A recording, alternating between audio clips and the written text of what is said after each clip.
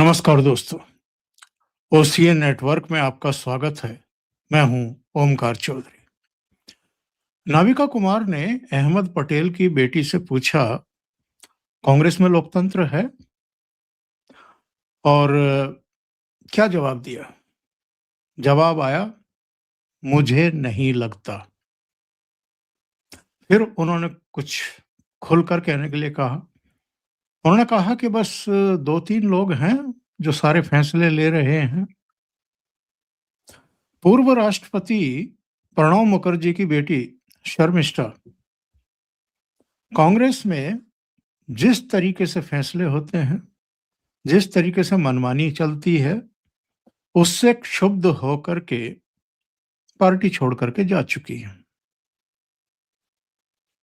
इसके अलावा गुलाम नबी आजाद, जिन्होंने संजय गांधी के साथ काम किया, राजीव गांधी के साथ काम किया, सोनिया गांधी के साथ भी काम किया, पीवी नरसिम्हा राव सरकार में भी रहे, वो चचा केसरी के साथ भी रहे, मनमोहन सिंह के साथ भी रहे, और कुछ हद तक मैं कहूंगा कि राहुल गांधी के साथ भी रह करके उन्होंने काम किया, करने की कोशिश की। और जब बेइज्जत किए गए, जब उनको मिलने तक का समय नहीं दिया गया, वो नौबत आ गई, तो फिर 7 पेज की एक चिट्ठी लिख करके कांग्रेस से चले गए, रुखसत हो गए। कांग्रेस में इस समय जो हालत है, इस समय जो राहुल गांधी जिन चेहरों से घिरे हुए हैं और जिस तरीके के वो फैसले ले रहे हैं, उसको लेकर के खदबदाहट है, नाराजगी है, एक मंच तैयार हो रहा है, एक बेस तैयार हो रहा है। उनकी लीडरशिप, उनके तौर तरीके और जो काम-काज वो जिस तरीके से कर रहे हैं, कभी भी विदेश चले जाना, किसी भी समय चले जाना, कोई जवाबदेही ना होना, किसी तरह की कोई जिम्मेदारी ना लेना, और अगर पार्टी चुनाव दर चुनाव हारती जा रही है, तो इसके कारणों पर मीमांसा ही ना करना, विमर्श ही ना करना, कोई हार के कारणों को तलाश करने के लिए कमेटी ही गठित ना करना, और हर हार से कोई सबक ही ना सीखना, बल्कि अलग तरीके से एक रवैया अपनाना, कभी किसी को जिम्मेदार ठहराना, जैसे चुनाव आयोग को, कभी ईवीएम को, कभी मतदाता सूची को, कभी एसआईआर, कभी वोट चोरी। इन सब चीजों को लेकर के पार्टी के भीतर जो कुछ चल रहा है, वो अब निकल करके बाहर आना शुरू हो चुका है। दिग्विजय सिंह की पोस्ट क्या कहती है? एक दिन पहले दिग्विजय सिंह ने एक ट्वीट किया, और आमतौर पर दिग्विजय सिंह राहुल गांधी के करीबी माने जाते रहे हैं एक दौर में। भट्टा पारसोल वाला वो सीन याद करिए, जब मोटरसाइकिल पर बैठा करके राहुल गांधी और ये जाकर के वहां किसानों से बात कर रहे थे। एक समय था जब ये कहा जाता था कि दिग्विजय सिंह ही राहुल गांधी को शिक्षा दीक्षा दे रहे हैं। लेकिन दिग्विजय सिंह ने एक फोटो जारी किया जिसमें नरेंद्र मोदी जमीन पर बैठे हुए हैं, लाल कृष्ण आडवाणी कुर्सी पर बैठे हुए हैं, उनकी पत्नी भी कुर्सी पर बैठी हुई है। पीछे की पांत में हम देख रहे हैं प्रमोद महाजन से लेकर के आनंदीबेन पटेल, सब कुर्सियों पे हैं, लेकिन नरेंद्र मोदी जमीन पर बैठे हुए हैं। खिचड़ी दाढ़ी है, अपेक्षाकृत नौजवान है, 1995 का फोटो है, और ये तब का है जब केशुभाई गुजरात के मुख्यमंत्री पद की शपथ ले रहे थे। जगह नहीं मिली कुर्सी पे बैठने की, नीचे जमीन पर बैठ गए। दिग्विजय सिंह ने कहा कि ये है संगठन की शक्ति, अनुशासन। एक साधारण कार्यकर्ता, एक बेहद प्रभावशाली तस्वीर है ये, जिसमें एक साधारण से कार्यकर्ता नरेंद्र मोदी जो जमीन पर बैठे हुए, वो गुजरात के मुख्यमंत्री भी बनते हैं और देश के प्रधानमंत्री भी बनते हैं और बने हुए हैं, तीसरी बार बने हैं। दिग्विजय सिंह ने ये क्यों कहा है? क्योंकि अब कांग्रेसियों का भीतर का कोई जमीर जाग रहा है। जिस तरीके से भारतीय जनता पार्टी फैसले कर रही है, अध्यक्ष चुनने के लिए, राष्ट्रीय अध्यक्ष चुनने के लिए करीब 1.5-2 साल का इंतजार किया पार्टी ने, और उसके बाद किसे चुना? बिहार के नितिन नवीन को, जो 45 साल के हैं, जो कई बार के एमएलए हैं, कभी सांसद नहीं बने, कभी राष्ट्रीय राजनीति भी नहीं की, और भारतीय जनता पार्टी ने केवल नितिन नवीन को कार्यकारी राष्ट्रीय अध्यक्ष चुनकर के एक मैसेज नहीं दिया है साहब। रामनाथ कोविंद को राष्ट्रपति बनाना, जो दलित समुदाय से आते हैं,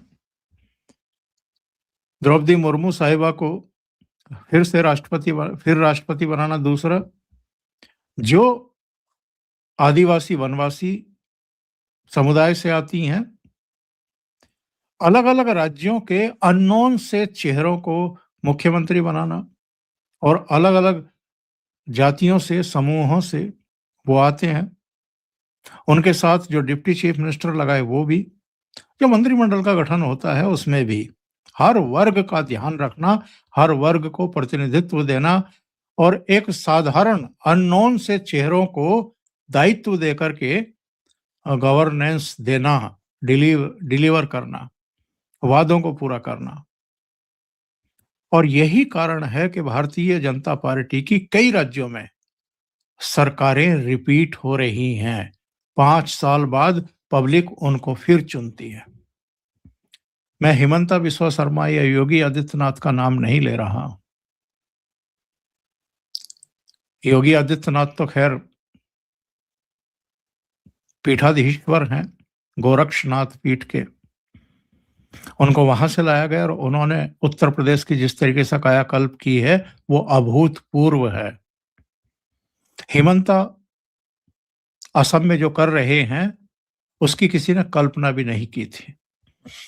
घुसपैठियों को जिस तरीके से वो निकाल बाहर कर रहे हैं, अवैध मदरसों मस्जिदों पर जिस तरीके से बुलडोजर चलाए जा रहे हैं, और जो स्वच्छता अभियान चला रहे हैं, वो अभूतपूर्व ही है, ऐतिहासिक है। उनका कंट्रीब्यूशन बहुत लंबे समय तक याद रखा जाएगा। इसी तरीके से उत्तराखंड में धामी को लाना, राजस्थान में भजन लाल शर्मा को, उससे पहले हरियाणा में मनोहर लाल खट्टर को, और फिर सैनी साहब को, नायब सैनी को, मध्य प्रदेश में शिवराज चौहान की जगह मोहन यादव को, छत्तीसगढ़ में एक नए चेहरे को, उड़ीसा में एक नए चेहरे को, अलग अलग राज्यों में जिस तरह की लीडरशिप इवॉल्व की जा रही है, और आम लोगों को ये लग रहा है कि ये किसी खानदान विशेष से नहीं है, ये वंशवादी परंपरा से नहीं आते हैं। और यही वजह है क्योंकि ये लोग आकर के काम कर रहे हैं, डिलीवर कर रहे हैं, जो वादे किए जाते हैं उनको पूरे कर रहे हैं। जो इंफ्रास्ट्रक्चर है हर तरीके का, वो केंद्र सरकार उस पर निवेश कर रही है, वो दिखाई दे रहा है, लोगों को बदलाव दिखाई दे रहे हैं। और ये जो नए चेहरे हैं अलग अलग क्षेत्रों के, जिनकी कोई राजनीतिक पृष्ठभूमि नहीं है, और खुद प्रधानमंत्री कह चुके हैं, लाल किले की प्राचीर से कह चुके हैं कि 1 लाख ऐसे कार्यकर्ताओं को बीजेपी में लाना है जिनकी कोई राजनीतिक पृष्ठभूमि ही ना हो। और दूसरी तरफ कांग्रेस है, संगठन पर और पार्टी पर जिस तरीके से एक ही खानदान कुंडली मारे बैठा है, और वही पार्टी कार्यकर्ताओं और नेताओं की किस्मत तय कर रहा है, किसको सम्मान देना है और किसको अपमानित करना है, किसकी उपेक्षा करनी है और किसको आगे बढ़ाना है। और परिणाम शून्य। लोकसभा चुनाव में 52 से 99 सीट गई थी और इन्होंने अपनी जीत का जश्न मनाना शुरू कर दिया था, जबकि तीसरी बार राहुल गांधी चुनाव हारे थे। लोकसभा का चुनाव हारे थे एज प्राइम मिनिस्टर फेस। लेकिन जश्न मनाया जा रहा था जैसे जीत गए हों। क्यों मनाया जा रहा था? ताकि पार्टी के भीतर से कोई ये सवाल पूछना शुरू ना कर दे कि भाई लगातार तीसरा चुनाव आप हार चुके हैं, अब छोड़िए, अलग हटिए, किसी और को आगे आने दीजिए। लेकिन खानदान विशेष से हैं, ये माहौल ही ना बन पाए, इसलिए जश्न मनाना शुरू कर दो। लेकिन बहुत जल्दी इनको एहसास हो गया जब नरेंद्र मोदी ने तीसरी बार प्रधानमंत्री पद की शपथ ली कि वो जीते नहीं, हारे हैं, और नरेंद्र मोदी 240 सीटें ला करके इंडिपेंडेंटली बीजेपी, लेकिन एनडीए की 293 सीट आई और वो तीसरी बार प्रधानमंत्री बन चुके हैं। तब इनकी तंद्रा भंग हुई और इन्होंने संविधान की वो प्रति लेकर के और संसद परिसर में भी और संसद के भीतर भी ड्रामा करना शुरू किया कि हम तो संविधान बचाने की लड़ाई लड़ रहे हैं। और उसके बाद भी आप देख लीजिए, लोकसभा चुनाव के बाद 6 राज्यों में चुनाव हुए हैं, जिनमें से 4 में भारतीय जनता पार्टी और उसके सहयोगी मुख्यमंत्री बने हैं, उनकी सरकार बन गई है। और 2 राज्यों में, एक में नेशनल कॉन्फ्रेंस और दूसरे में झारखंड मुक्ति मोर्चा की सरकार बन गई। कांग्रेस की कहीं सरकार नहीं बनी है। राज्य दर राज्य जो चुनाव हो रहे हैं, उनमें जो हार मिलती जा रही है कांग्रेस पार्टी को, और दिल्ली में तो छठा चुनाव है जिसमें शून्य मिली है। 3 लोकसभा और 3 विधानसभा चुनाव जिनमें खाता नहीं खुला कांग्रेस का। तो अब जिस तरीके से इमरान मसूद का बयान आया कि प्रियंका वाड्रा को पीएम बनाओ, पीएम का चेहरा बनाओ, यानी राहुल गांधी के खिलाफ घर के भीतर से ही एक तरीके की सुरसुराहट शुरू हो चुकी है, बगावत शुरू हो चुकी है, मैं कहूंगा। इसके बाद रॉबर्ट वाड्रा का सामने आना और ये कहना कि लोगों की मांग है कि प्रियंका को आगे लाया जाए, और लोग तो मुझे भी चाहते हैं कि मैं राजनीति में आऊं। अब कौन लोग चाहते हैं पता नहीं, लेकिन उन्होंने अपना नाम भी आगे कर दिया। और दिग्विजय सिंह का ट्वीट ये क्या कहता है? ये कहता है कि एक साधारण कार्यकर्ता, जिसको डायरेक्ट इनडायरेक्ट वे में उन्होंने कहा है, ये समझने की जरूरत है, अंडरलाइन है ये चीजें, कि जिन नरेंद्र मोदी को आप दिन रात कोसते हैं, पानी पी पी करके गालियां निकलवाते हैं, वो एक साधारण कार्यकर्ता जो केशु भाई के शपथ समारोह में जमीन पर बैठा हुआ था, वो संघ और बीजेपी की नर्सरी में पैदा हुआ, वहां से खाद पानी मिला, संस्कार मिले।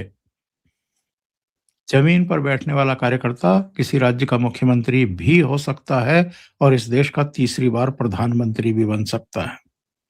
इसका मतलब ये है, राहुल गांधी, सोनिया गांधी और इन सबको दिग्विजय सिंह ने इनडायरेक्ट वे में ये नसीहत दी है कि अगर आप पार्टी का भला नहीं कर पा रहे हैं, बुरा ही बुरा हो रहा है, और आप अगर ये भी नहीं देख पा रहे हैं कि नरेंद्र मोदी जमीन से उठ करके प्रधानमंत्री पद तक कैसे पहुंचे हैं, कितना श्रम, कितना परिश्रम, कितना अनुशासित जीवन और कितना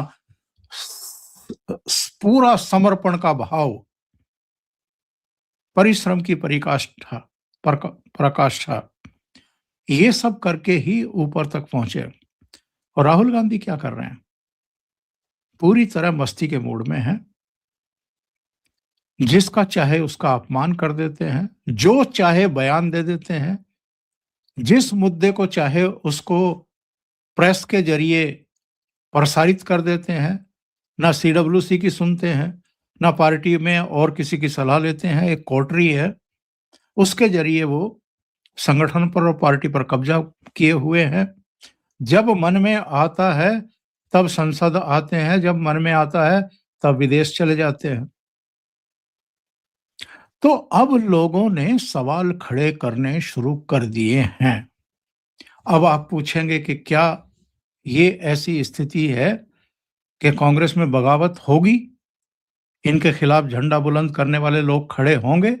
घर के भीतर से ही चूंकि मतभेद के संकेत मिल रहे हैं, तो वहां से कुछ होगा?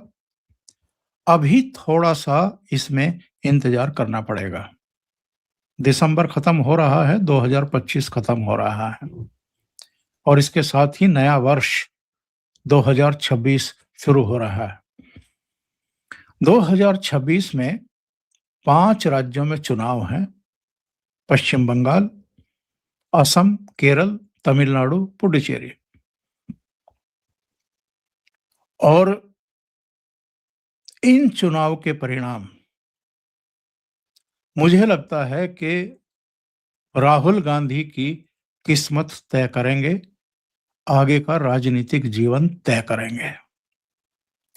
क्योंकि एक-एक करके लोगों ने अगर अब जबान खोलनी शुरू कर दी है और डायरेक्ट इनडायरेक्ट वे में भारतीय जनता पार्टी के कामकाज के तरीके, चुनाव जीतने के लिए कितना श्रम, कितना परिश्रम, कितनी योजनाएं और फिर उन योजनाओं को जमीन पर उतारने के लिए भी अगेन परिश्रम की पराकाष्ठा करनी पड़े तो करते हैं। उससे भी राहुल गांधी या कांग्रेस पार्टी का मौजूदा नेतृत्व जो कुंडली मारे बैठा है, वो कुछ सीखने को तैयार नहीं है, बल्कि अनर्गल आरोप लगा करके सिर्फ और सिर्फ अपना सिर बचाने की कोशिश है कि कोई मुझ पर ये आरोप ना लगा दे, मुझको ब्लेम ना कर दे कि इनके खराब नेतृत्व की वजह से पार्टी हार रही है। इसलिए अला भला जो भी मन में आ रहा है वो मुद्दे उठाते हैं और जो इकोसिस्टम है, जो मीडिया है दिल्ली का, वो तो इनके साथ है ही और मोदी के खिलाफ है। तो वो इनकी बात को ब्रेकिंग न्यूज करके चलाता है। लेकिन अब पार्टी फेड अप हो चुकी है, वो बहुत लंबा इंतजार नहीं कर पाएगी। इसलिए ऐसा लग रहा है कि स्थितियां, परिस्थितियां, पृष्ठभूमि और मंच सब तैयार है। अगर असम, केरल, क्योंकि बंगाल में तो कुछ आना जाना है नहीं कांग्रेस का, सबको पता है, लेकिन असम, केरल, पुडुचेरी, ये ऐसे स्टेट हैं जहां कांग्रेस की संभावनाएं रहती हैं। अगर इनमें भी तीसरी बार भी राहुल गांधी के नेतृत्व वाली कांग्रेस पार्टी हार जाती है, तब भीतरी बगावत को कोई रोक नहीं पाएगा, राहुल गांधी भी नहीं रोक पाएंगे। और ये देखना बड़ा दिलचस्प होगा कि फिर नेतृत्व किसके हाथ में आएगा। अगर इसी परिवार के पास नेतृत्व रहा, रणनीतिक तौर पर ही से ही अगर बहन जी को आगे किया गया, प्रियंका वाड्रा को, तो भी कोई सूरत है नहीं कांग्रेस के पनपने की। और एक भय ये लोग और इनके समर्थक दिखाते रहते हैं कि अगर गांधी परिवार लीड पोजीशन में नहीं रहा तो कांग्रेस टूट जाएगी, बिखर जाएगी, कांग्रेस का और सत्यानाश। इससे ज्यादा सत्यानाश क्या होगा? 90 से ज्यादा विधानसभा चुनाव हार जाना, 3 लोकसभा चुनाव हार जाना, 2 राष्ट्रपति के चुनाव, 3 स्पीकर के चुनाव हार जाना और लोकल बॉडीज के जितने चुनाव हो रहे हैं उनमें दुर्दशा होना, इससे ज्यादा बुरी हालत और कांग्रेस पार्टी की क्या होगी या किसी पार्टी की क्या होगी? तो इसलिए अगले 6 महीने बहुत निर्णायक होने वाले हैं कांग्रेस पार्टी के लिए। अभी के लिए इतना ही। बहुत बहुत धन्यवाद। अगर आपको ये चैनल और इसके कंटेंट पसंद आ रहे हैं तो लाइक करें, कमेंट करें, वीडियो को शेयर भी करें। अभी तक अगर आपने ये चैनल सब्सक्राइब नहीं किया है तो सब्सक्राइब कर लें। साथ में लगे बेल आइकॉन को दबा दें ताकि आगे आने वाले वीडियो और उनके नोटिफिकेशन आप तक पहुंचते रहें। आप चैनल को कंट्रीब्यूट करना चाहते हैं तो नीचे क्यूआर कोड दिया हुआ है, लिंक दिए हुए हैं, वहां जाकर के आप कंट्रीब्यूट कर सकते हैं। बहुत बहुत धन्यवाद। नमस्कार।